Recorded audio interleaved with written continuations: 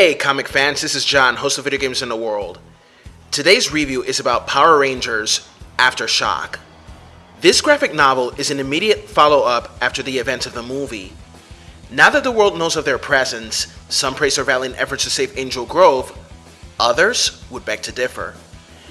Now, I actually like the Power Rangers movie not just because I grew up as a fan of the franchise, but I enjoyed also how realistic the reboot was, aside from all the action and how our heroes were learning to use their powers and their skills. So let us begin, people, shall we?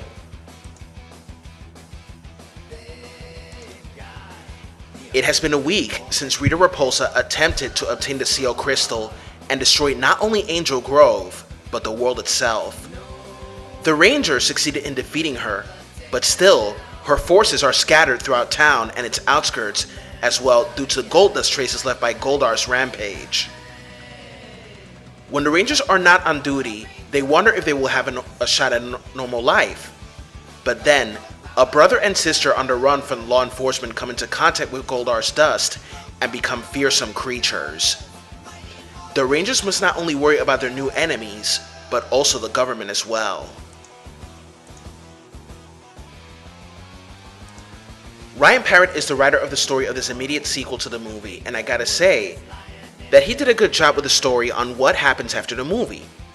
It's also very interesting to see that it's not the typical cliche thing that is seen in the TV show where Rita creates various monsters in her base of operations in the moon and making them grow in order to destroy the Power Rangers, but the Rangers always succeeded.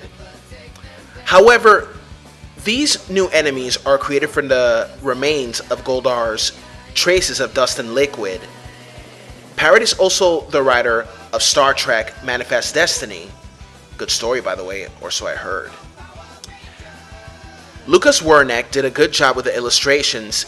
He drew the likenesses of the actors pretty accurately in a very good way. He's also known for the Sons of Anarchy graphic novel.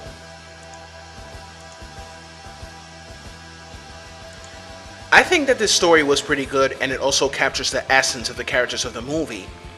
Like in the movie, the Rangers continue to learn to overcome their own issues such as self-blame, doubt, lack of confidence, and so on. Chemistry between Jason and Kimberly was pretty good for the story. Yeah, lots of the Tomberly fanboys and fangirls might be disappointed at this, but hey, it's a reboot. Who knows if there's a possibility of a Tomberly or a Jason, Kimberly, Tommy love triangle in the sequel. Of course, in the movie, they must learn to overcome these issues, such as Trini having girlfriend troubles and being afraid to tell her parents what she really is. As for the antagonists in this story, you might just think that these two are common criminals in the beginning. But when you read their backstory, you might feel some sympathy because of what they went through. And as for the government trying to learn about the Rangers and who they are, and the alien life forms like the Putties and Rita, this might be something to see in the movie sequel there, folks. So finally, to wrap this up, I gotta say this was enjoyable to read. I like the drawings, the action sequences, the character development, and I also like the fact that it includes a preview of the Boom Comic reboot of Mighty Morphin Power Rangers, which takes place after the Green with Evil saga. In its own unique way, it is a reboot that captures the essence of the show while at the same time making it a bit more realistic. Although some parts were meh, I still liked it. My final score for this graphic novel is a B+. That is all for today, comic fans. This is John. May the power protect you and have a good one. Bye-bye.